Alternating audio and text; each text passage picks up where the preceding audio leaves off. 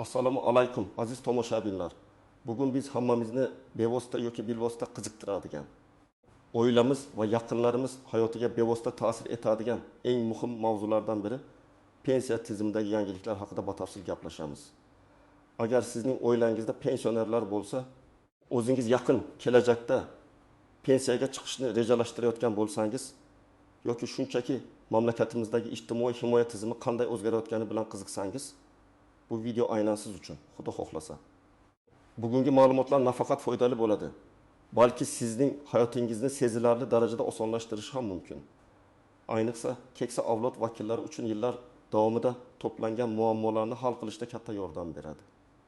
Pensiya jamg'armasi endi nafaqaxo'rlar tomon bir necha muhim qadam tashladi va bu o'zgarishlar sizning haqlaringizni himoya qilishga, hayotingizni yanada qulay va farovon qilishga qaratilgan. Bu shunchaki kichik tuzatishlar emas, balki butun tizimni zamon talablariga moslashtirishga qaratilgan fundamental qadamlardir. Shuning uchun bu videoni oxirigacha diqqat bilan tomosha qiling. Hozirdayoq kanalimizga obuna bo'lishni va shu videoga like bosishni unutmang. Chunki siz keyingi yanada foydali videolarimizni o'tkazib yuborishni istamaysiz. To'g'rimi? Keling, darhol asosiy mavzuga o'taylik va pensiya jamg'armasi tomonidan joriy etilgan 5 ta muhim yangilikni birma-bir ko'rib chiqaylik. Pensiya tizimi doimo muhokama markazida bo'lib kelgan va ko'pchilikning xotirasida pensiya masalalarini hal qilish qandaydir murakkab, uzoq va ko'p sabr toqat talab qiladigan jarayon sifatida saqlanib qolgan.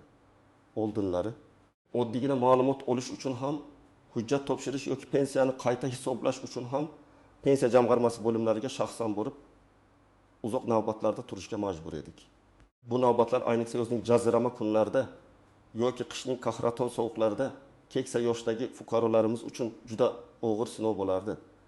Har bir hujjatni qog'ozda yig'ish, uni qayta tekshirish, ba'zida esa bir-birini takrorlovchi blankalarni to'ldirish kabi jarayonlar ko'pchilikni charchatar edi. Birorta kamchilik topilsa, yana boshidan boshlash kerak edi. Ba'zida hatto birgina noto'g'ri ma'lumot tufayli butun ariza jarayoni rad etilishi mumkin edi. Bu nafaqat vaqtni, balki asabni ham olardi. Ayniqsa keksa kishilar uchun bu juda og'ir va stressful vaziyatlarni keltirib chiqarardi. Ba'zan bir masalani hal qilish uchun bir necha hafta yoki hatto oylar ketardi. Bu esa ijtimoiy himoyaga muhtoj insonlarning hayotini yanada murakkablashtirardi. Endi vaziyat tubdan o'zgardi. Hukumatimiz va pensiya jamg'armasi fuqarolarimizning farovonligini oshirish, ularning vaqtini tejash va pensiya bilan bog'liq xizmatlarni maksimal darajada qulay, shaffof va tezkor qilish maqsadida bir qator jiddiy islohotlarni amalga oshirdi. Bu islohotlar shunchaki kichik o'zgarishlar emas, balki tizimli tubdan yangilanishlarni anglatadi. Bugun biz aynan shu hayotingizni ancha yengillashtiradigan 5 ta yangi va muhim o'zgarish haqida batafsil gaplashamiz. Bu o'zgarishlar shunchaki kosmetik emas, balki pensiya masalalarini hal qilishga bo'lgan yondashuvni butunlay o'zgartiradi va zamonaviy talablarga moslashtiradi. Birinchi muhim o'zgarish elektron xizmatlar va arizalarni masofadan yuborish imkoniyati. Oldin qanday edi?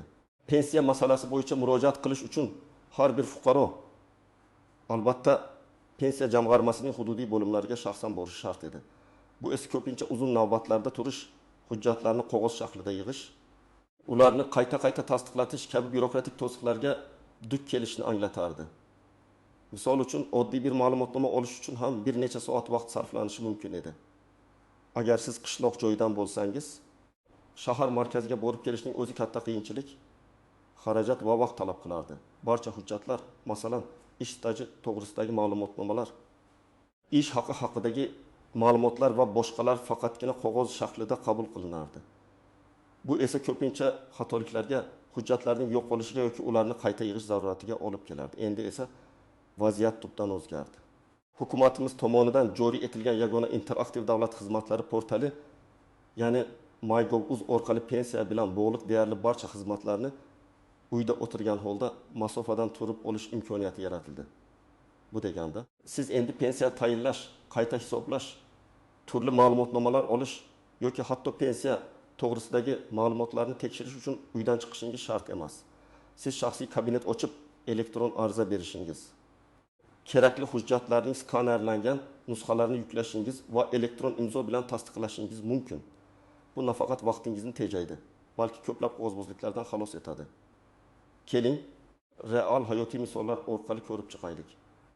Toshkent shahrida yashovchi 7 yoshli Omonova buvisi oldinlari har gal pensiyasini qayta hisoblash yoki uning miqdori haqida ma'lumot olish uchun pensiya jamg'armasi bo'limiga borishga majbur bo'lardi.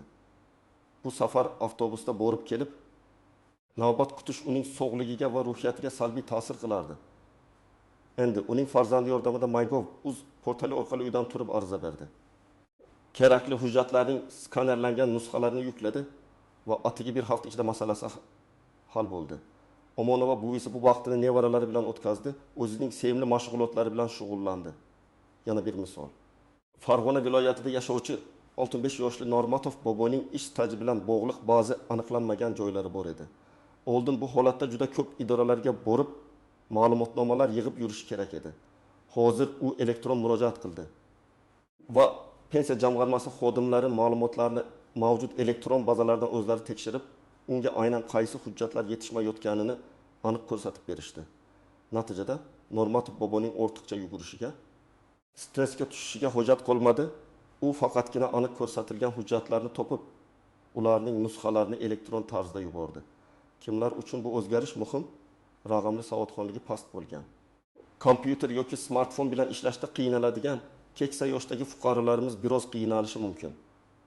Lekin ular uchun davlat xizmatlari markazlarida DXM maxsus xodimlar doimo bepul yordam ko'rsatishga tayyor.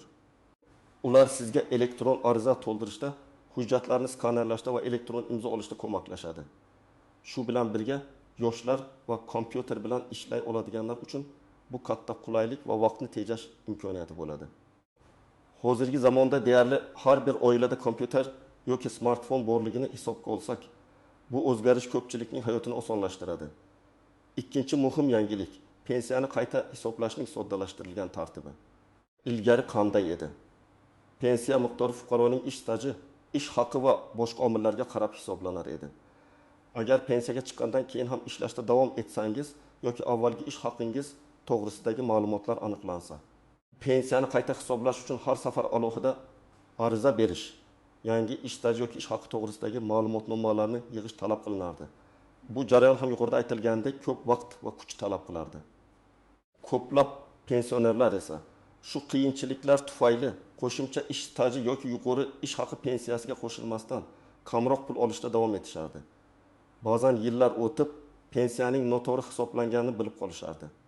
Lekin uni qayta hisoblatish juda murakkab bo'lgani sababli ko'pchilik bu ishdan voz kechardi. Endi tizim ancha soddalashtirildi. Pensiya jamg'armasi ma'lumotlar bazalari orasidagi avtomatlashtirilgan almashinuv mexanizmini joriy etdi. Bu shuni anglatadiki, sizning qo'shimcha ish stajingiz yoki ish haqingizdagi o'zgarishlar haqidagi ma'lumotlar pensiya jamg'armasiga avtomatik ravishda kelib tushishi mumkin. Agar ushbu ma'lumotlar sizning pensiya miqdoringizni oshirishga sabab bo'lsa, pensiya jamg'armasi sizning pensiyangizni o'z tashabbusi bilan, ya'ni sizning arizangizsiz ham qayta hisoblashi mumkin. Bu jarayon faqat pensiya miqdori ortganda amalga oshiriladi.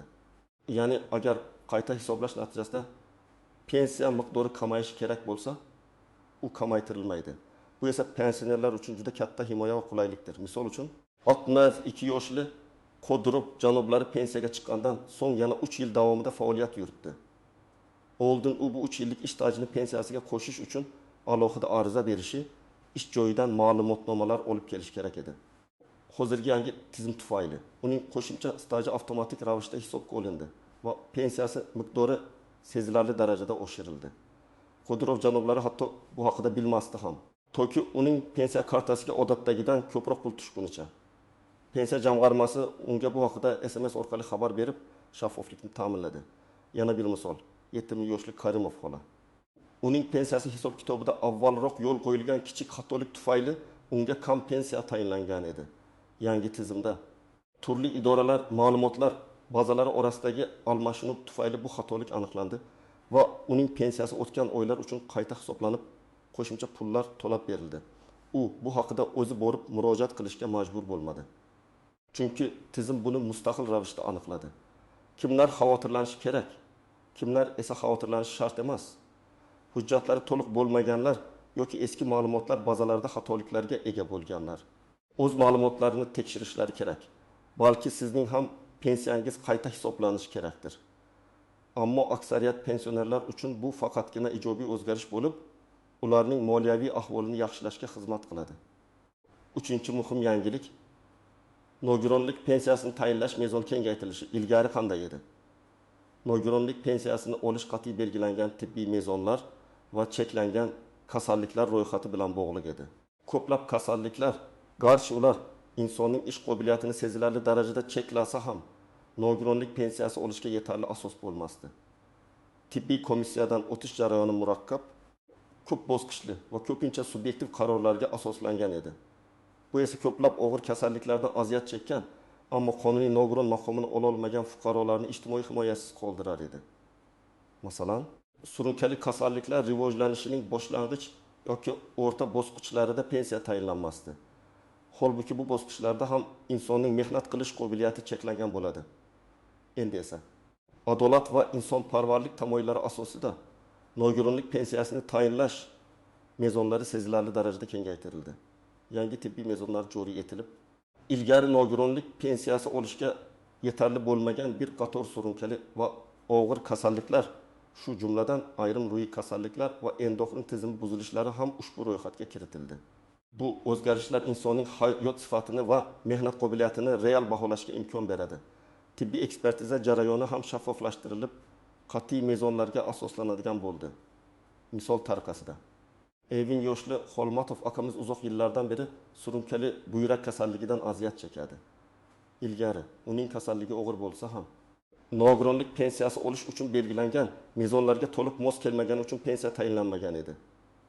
Uning buyraklari faoliyati sezilarli darajada buzilgan bo'lsa-da, 3-darajali nogironlik talablariga aniq mos kelmas edi. Yangi o'zgarishlar natijasida uning holati qayta ko'rib chiqildi va unga 2-guruh nogironligi pensiyasi tayinlandi. Bu uning doimiy dori-darmon xarajatlarini qoplashda va muntazam tibbiy ko'riklardan o'tishda katta yordam bo'ldi.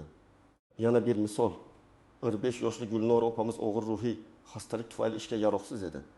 Ammo uning kasalligi ilgari nogironlik pensiyasi beriladigan kasalliklar ro'yxatiga to'liq kirmas edi. Bu uning oilasiga katta moliyaviy yuk bo'lib tushayotgan edi. Endi yangi mezonlar uning holatini to'liq qamrab olganligi sababli u nogironlik pensiyasi olishga muvaffaq bo'ldi va bu uning oilasiga moliyaviy yordam beribgina qolmay, Gulnora opaning o'zidan ijtimoiy himoyalangan his qilishiga imkon berdi. Kimlar xavotirlanishi kerak, kimlar xavotirlanishi shart emas. Ushbu yangilik ayniqsa og'ir surunkali kasalliklarga chalingan. Ammo ilgari nogironlik pensiyasi olishga haqli bo'lmagan fuqarolar uchun juda muhimdir. Agar siz yoki yaqinlaringiz ilgari rad javobini olgan bo'lsa, hozir qayta murojaat qilishlari kerak. Ehtimol yangi mezonlar sizning holatingizga mos kelib, pensiya olish imkoniyatini yaratadi. 4-muhim yangilik imtiyozli pensiya huquqini olish uchun ish staji talablarining yumshatilishi. Ilgari qanday edi? Ba'zi kasblarda, masalan, zararli va og'ir mehnat sharoitlarida ishlaganlar uchun qonun bo'yicha imtiyozli pensiya tayinlanishi mumkin edi. Ammo bu uchun qat'iy belgilangan. Ba'zan juda yuqori ish staji talablari mavjud edi. Agar belgilangan stajga bir necha oy yoki hatto bir necha kun yetmasa ham, fuqaro imtiyozli pensiya huquqidan mahrum bo'lardi. Bu esa ko'plab hollarda adolatsizlikka olib kelardi. Chunki odam og'ir sharoitda uzoq yillar ishlagan bo'lsa ham, ba'zi texnik sabablar tufayli munosib rag'batdan mahrum bo'lardi. Ish stajini tasdiqlovchi hujjatlarni yig'ishdagi qiyinchiliklar, arxiv ma'lumotlarining yo'q bo'lishi kabi muammolar ham imtiyozli pensiya olishga to'siq bo'lardi. Endi esa bu qoidalarga sezilarli yumshatishlar kiritildi. Ayrim kasblar va mehnat sharoitlari uchun ish staji talablari kamaytirildi yoki uning hisoblash usullari o'zgartirildi. Bundan tashqari, ish stajini tasdiqlashda ilgari hisobga olinmagan yondosh hujjatlar, masalan, guvohlarning ko'rsatmalari sud qarori bilan tasdiqlangan holda va boshqa turdagi ma'lumotlar ham inobatga olinadigan bo'ldi. Bu o'zgarishlar ko'proq odamga muddatdan oldin imtiyozli pensiya olish imkonini beradi. Chunki ular og'ir sharoitlarda ishlaganliklari uchun adolatli rag'batga loyiqdirlar. Misol uchun 75 yoshli metallurg Azimov janoblari 20 yildan ortiq og'ir sanoatda ishlagan. Oldin unga imtiyozli pensiya tayinlash uchun 25 yil staj talab qilinardi. Uning staji 24 yil 2 oy bo'lganligi sababli u atigi davriy kam staj tufayli imtiyozli pensiyadan mahrum bo'lishi mumkin edi. Yangi tartibga ko'ra, bunday holatlarda stajga 6 oygacha qo'shimcha hisob kitoblar qo'shilishi mumkinligi sababli unga imtiyozli pensiya tayinlandi. Bu uning sog'lig'iga jiddiy ta'sir ko'rsatgan og'ir ishlardan so'ng munosib dam olish imkoniyatini berdi va uning hayot sifatini sezilarli darajada oshirdi. Yana bir misol. Qishloq xo'jaligida uzoq yillar ishlagan 53 yoshli Mehmonova opamiz. Uning ish staji bo'yicha ma'lumotlar arxivda to'liq saqlanib qolmaganligi sababli unga imtiyozli pensiya tayinlashda qiyinchiliklar yuzaga kelgan edi. Ilgari bu kabi holatlarda pensiya olish juda murakkab bo'lgan.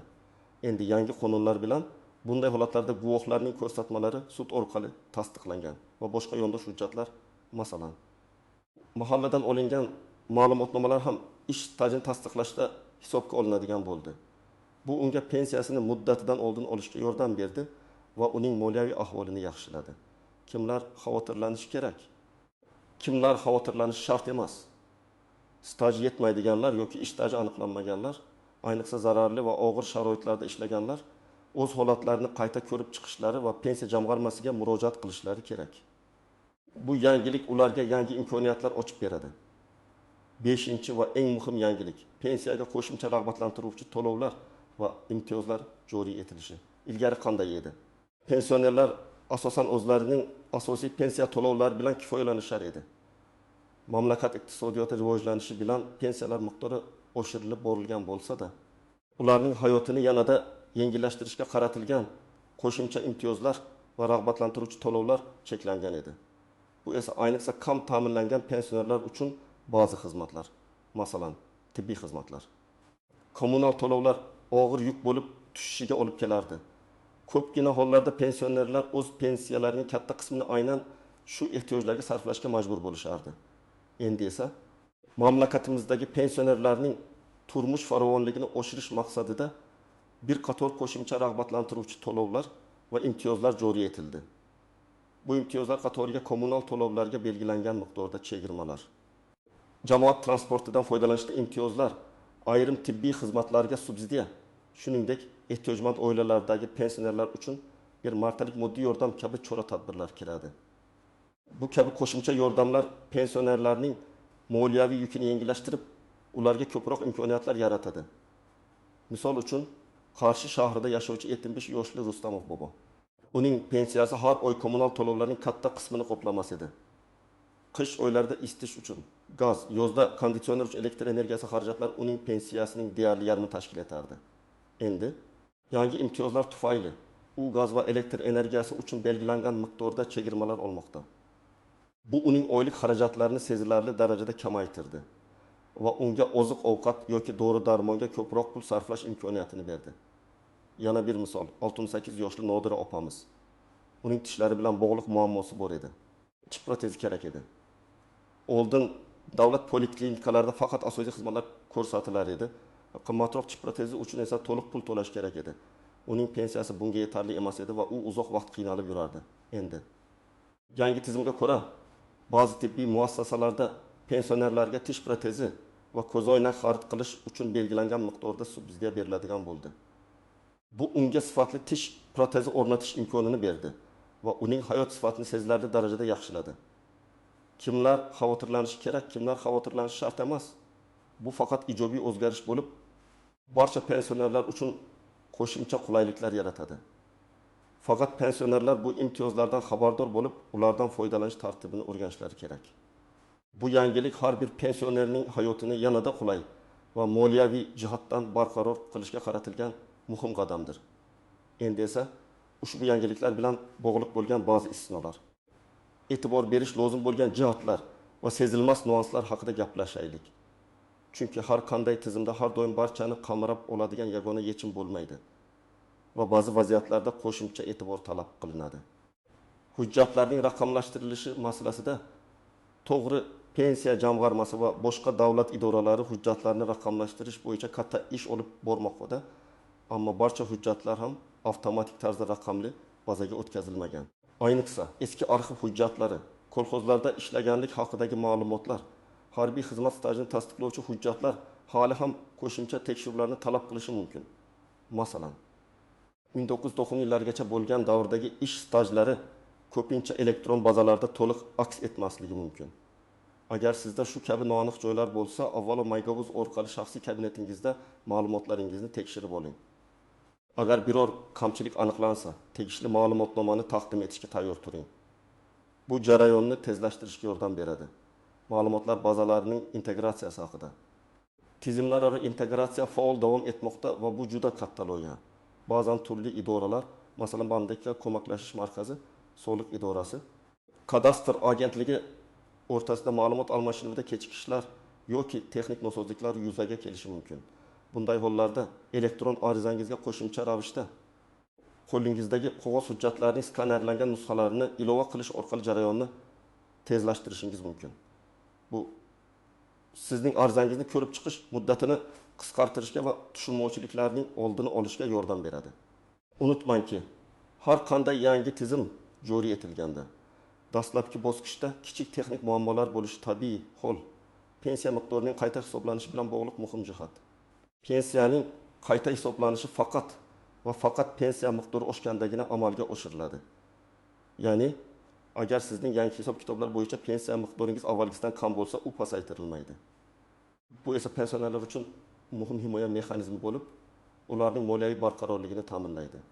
Biroq ba'zida fuqarolar o'zlari bilmagan holda yoki xatolik bilan noto'g'ri ma'lumotlar taqdim etishi natijasida ortiqcha to'lovlar yuzaga kelishi mumkin.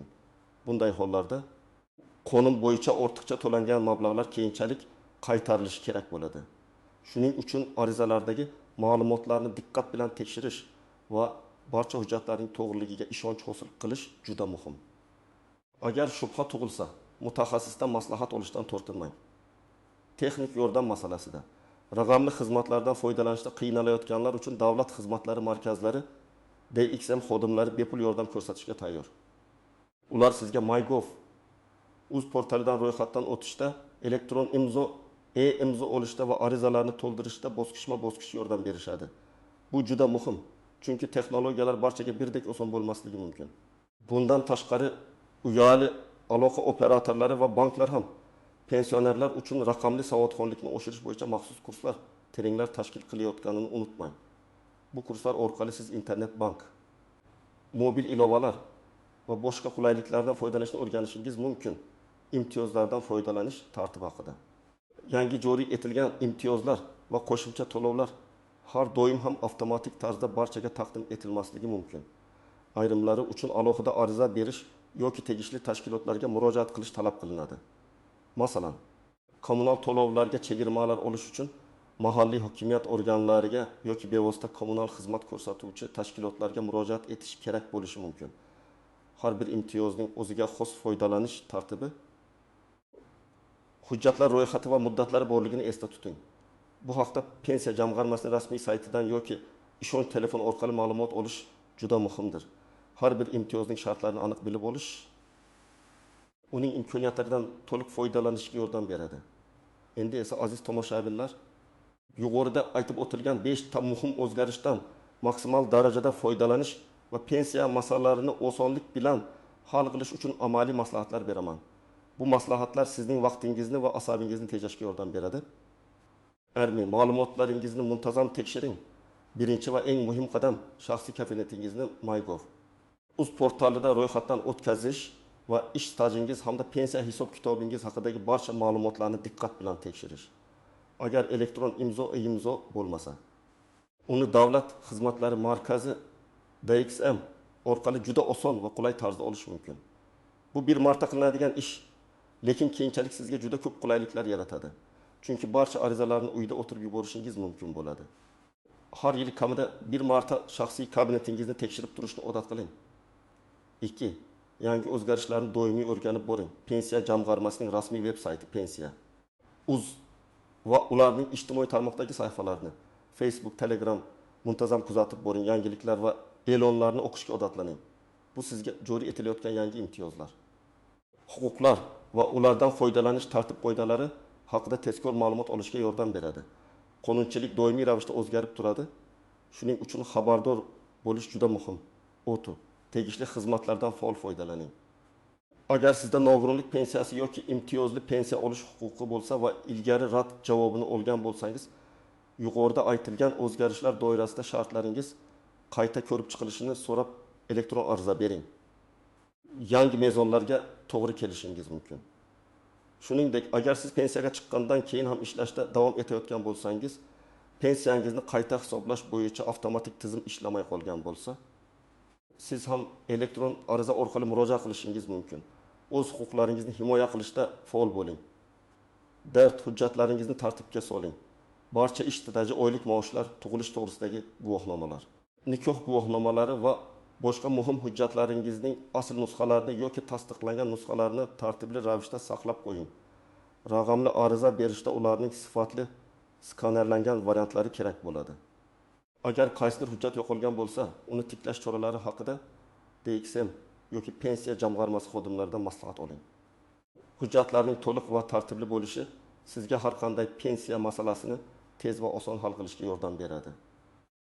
Har bir hujjatni alohida papkada saqlang va uning elektron nusxalarini ham yaratib qo'ying. 5. Savollaringiz bo'lsa, darhol murojaat qiling. Agar biron bir narsa tushunarsiz bo'lsa yoki qandaydir qiyinchiliklarga duch kelsangiz, darhol pensiya jamg'armasining ishonch telefoniga qo'ng'iroq qiling. Ularning raqamini rasmiy saytdan topishingiz mumkin. Yoki eng yaqin davlat xizmatlari markaziga murojaat qiling. Malakali mutaxassislar sizga yordam berishga doimo tayyor. Hech qanday savolingizni javobsiz qoldirmang. Chunki hatto eng kichik tushunmovchilik ham keyinchalik katta muammolarga olib kelishi mumkin. O'zingizni to'liq ishonchli va xabardor his qilmaguningizcha savol berishdan tortinmang.